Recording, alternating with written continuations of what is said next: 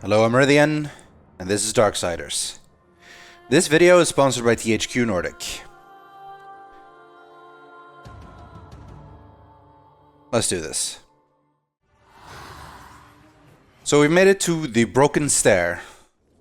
Next step on our journey towards the Twilight Cathedral, where we're after the first of Destroyer's chosen, Tiamat. Lifestone shards are, well, I mean, they're pieces of heart from Zelda, basically. And we try to find as many of them as we can, but as always, they can be hidden away.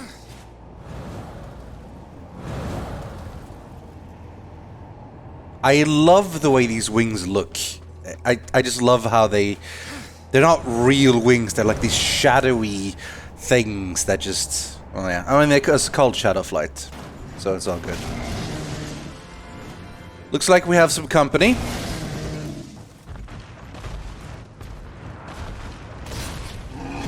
You might remember this from the prologue, where this is the guy we popped Chaos Form to defeat in the first place.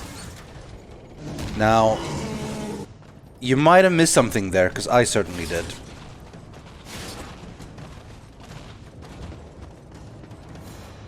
He's all the way over there. And he's taking his sweet time.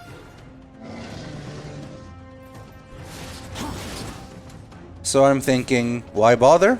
Let's just go this way. And then, not so good. The shadow conflicts thing disappeared. So we're gonna have to fight him. He hits pretty hard. And he's a bit tanky. But assuming I can learn how to dodge properly, I shouldn't die. But then that relies on me dodging properly.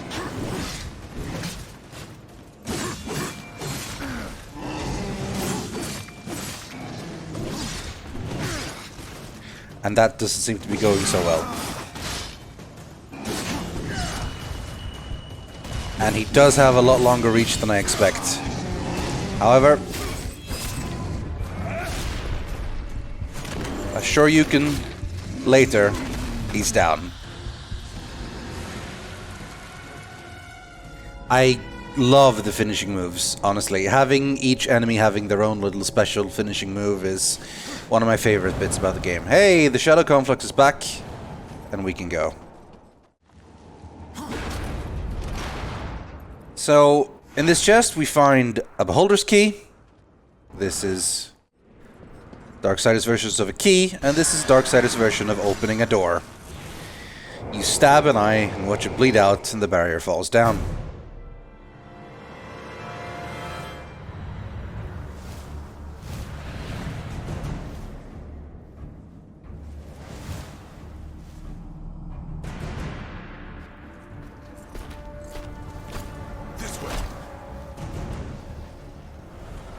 It's nothing. Some demon trick. I know what I saw. He's right. Uriel.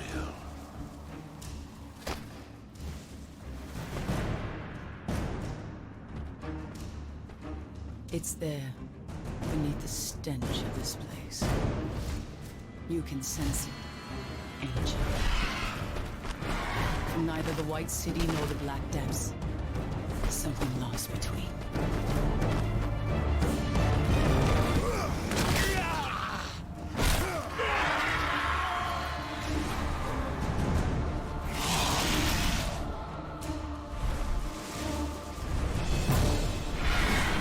Helgon, to arms! Slay him!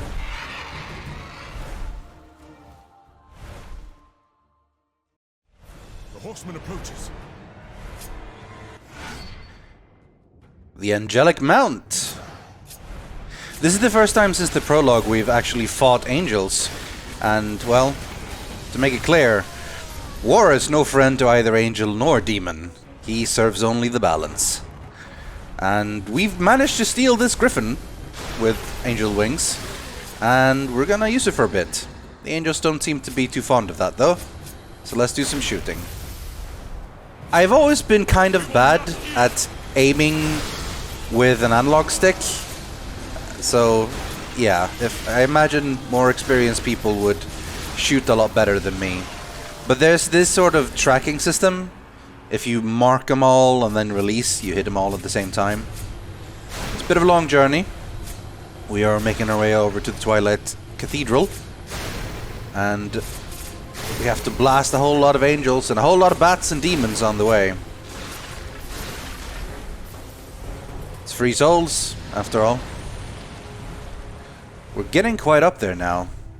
Saving up money for next time we meet Vulgrim. Decide what the hell to buy.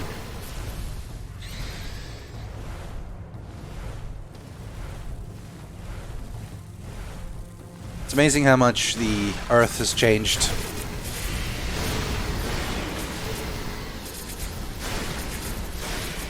In 100 years since the apocalypse.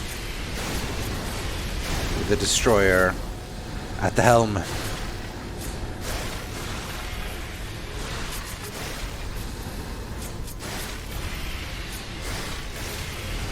Flying enemies is going to be something we deal with a lot now, because we are going up against the Bat Queen, Tiamat. So long as we have our mount, that shouldn't be a problem.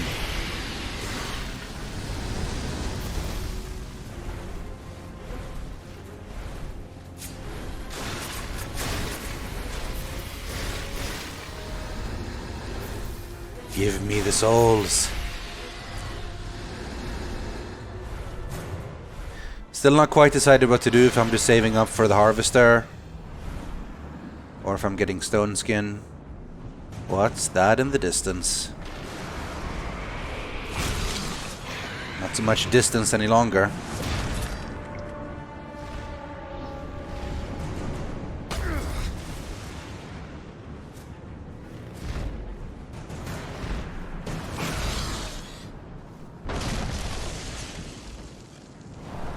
Tiamat, I assume? Guess she wasn't up for having visitors today. She didn't really appreciate my angelic mount coming here to visit. And on 2 feet again. These are all the bats around Tiamat's lair, and they all pretty much die immediately to this. I try to make a game out of it, see how long I can stay in the air. By just killing them and jumping from one to the other.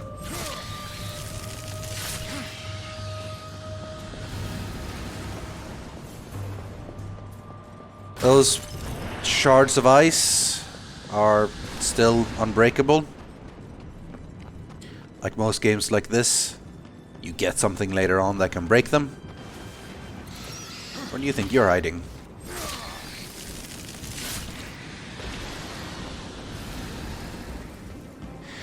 I like the smoothness of the animations in general. I think all his loops and jumps and flips are pretty cool. Another Vulgrim location. Hello, friend. What would you ask of this humble merchant? Well, like I said, I haven't quite decided yet. We have 3,739. I think generally buying stuff like this is the least useful. Getting more life or more wrath is nice. I'd say sword combos are probably the best stuff I should invest in right now, considering it is pretty cheap. Getting a couple of more higher levels means I do hit harder. But on the other hand, I kind of want both Stone Skin and the Harvester. And as always, I sort of find myself in this position where I just don't really know what to get, and I don't want to make the wrong decision. So...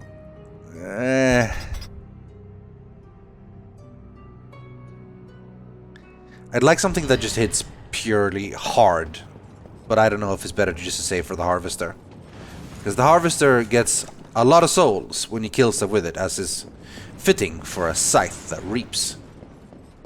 Maybe later. So we're finally inside the Twilight Cathedral. Over here!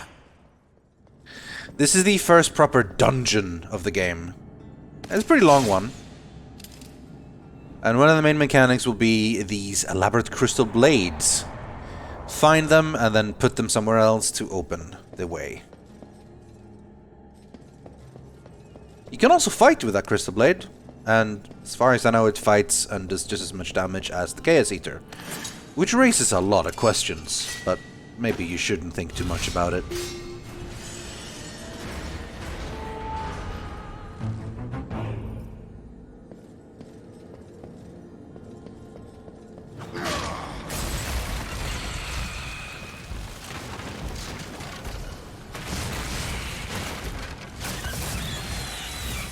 I'm really impressed with that griffin.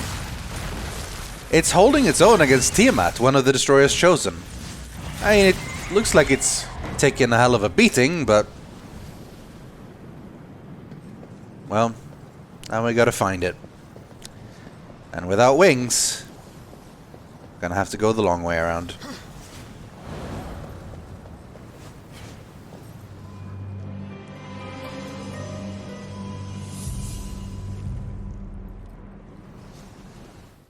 Very suspicious camera zoom.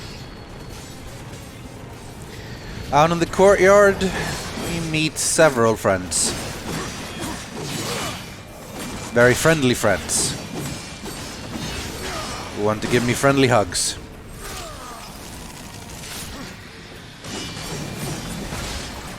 There's no shortage of enemies in this place, of course.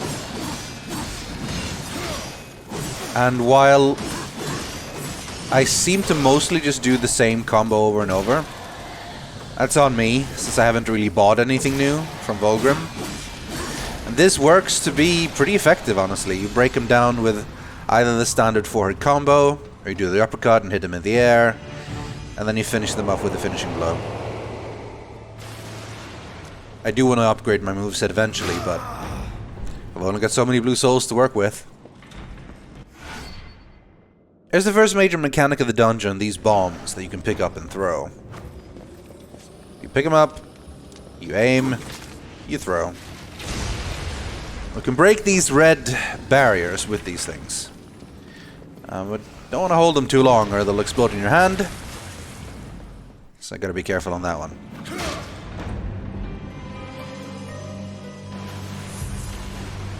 I know the look of that statue, what that means. That means you can push it. And War's pretty strong. He can just push it with one foot.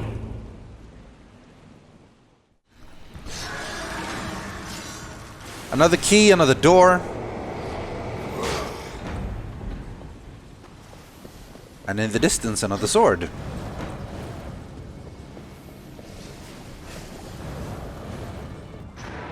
What are the odds it'll be undefended? I'd say slim to none. These armored guys are pretty tough. And their axe have a lot of reach.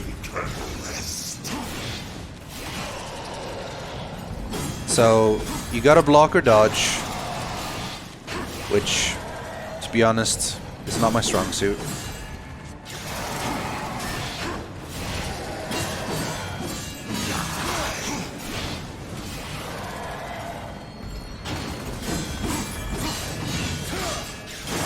The more you attack them, the more their armor falls off. Until eventually you can just kill him. He's got his arm left now. His left arm.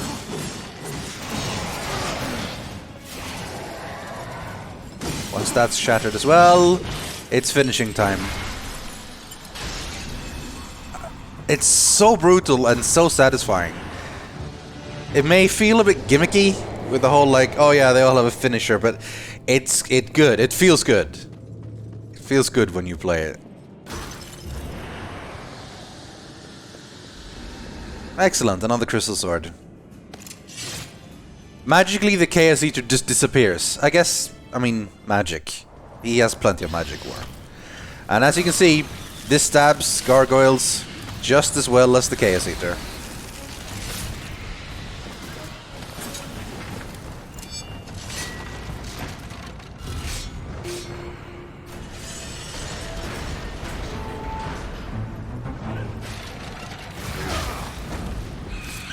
It's my buddy again. He's winning. Maybe. Well, we're still going higher. So more of these guys now. These little disgusting slime mouths from the ceiling. I can't even remember what the ones are called in Half-Life. I'm sure people will know. But you throw a bomb at them, they stay quiet for a bit. Not forever, though. They regen. And this crystal sword is gonna have to do enough for me to take on all of these guys. Fighting one of them wasn't enough, now it's him and 3 friends. So I was thinking I could go grab this bomb here, but maybe not. It does do decent damage if you can actually get a few spare seconds to actually pick it up and use it. But I find what works best for me is, well, apparently standing still and taking hits. But getting the long, wide slashes to get multiple hits off, burn down the small ones, so I can then focus on the big one. He does hit hard.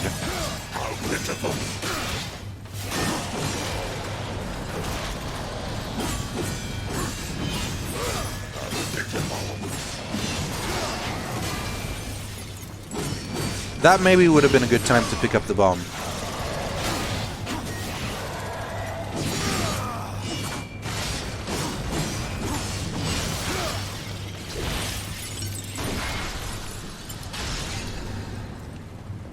Nice.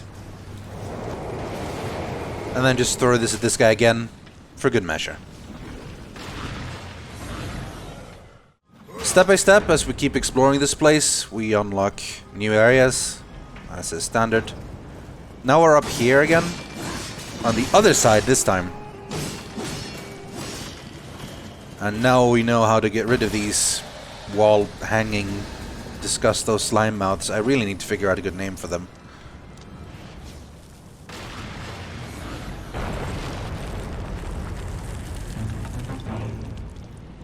Down below we go.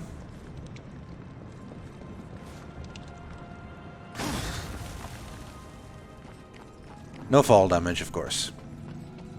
War is just too badass for fall damage. So in the tunnels beneath the Twilight Cathedral, we run into just some trash, really, standing in our way.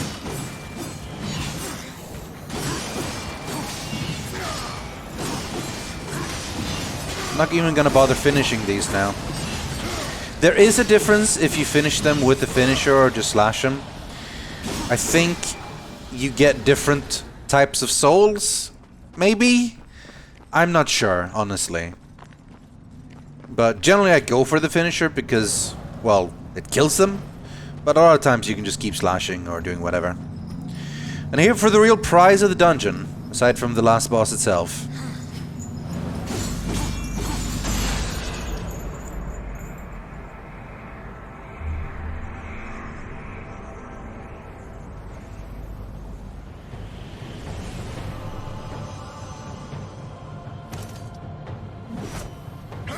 This is the crossblade.